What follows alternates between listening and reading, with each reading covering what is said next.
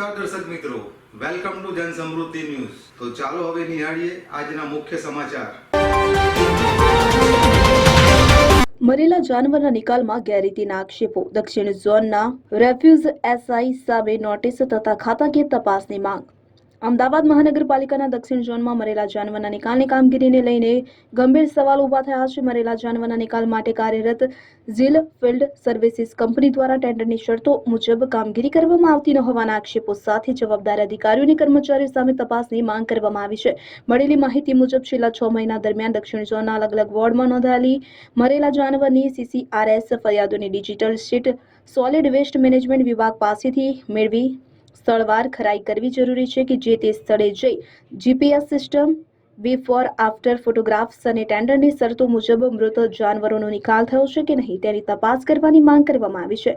વધુમાં ગંભીર આક્ષેપો એવા છે કે છેલ્લા 6 મહિનાથી AMC દ્વારા ફાળવવામાં આવેલ બંધ બોડીનું વાહન મરેલા જાનવરના નિકાલ માટે ઓન રોડ કાર્યરત તેમ છતાં વાહનના રજિસ્ટરમાં તેની નોંધ કરવામાં આવી હોવાની શંકા વ્યક્ત કરવામાં આવી છે। જો આ બાબત તપાસમાં સાચી સાબિત થાય તો તે માત્ર ટેન્ડરની શરતોનો ભંગ નહીં પરંતુ AMCને આર્થિક નુકસાન પહોંચાડતી ગંભીર વહીવટી ગેરરીતિ બની શકે છે।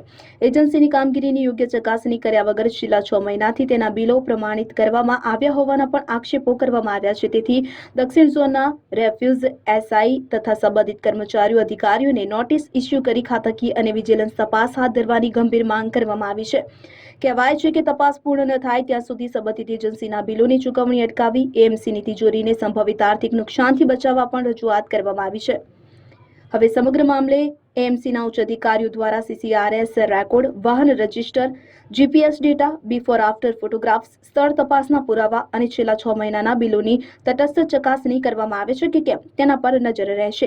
મુખ્ય સવાલ એ છે કે ટેન્ડરની શરતો મુજબ કામગીરી ન થતી હોવાના આક્ષેપો છતાં બિલો પ્રમાણિત કોણે કર્યા અને 6 મહિનાથી બંધ બોડીનું વાહન ઓન રોડ ન હોવા છતાં તેની નોંધ કરવામાં આવી।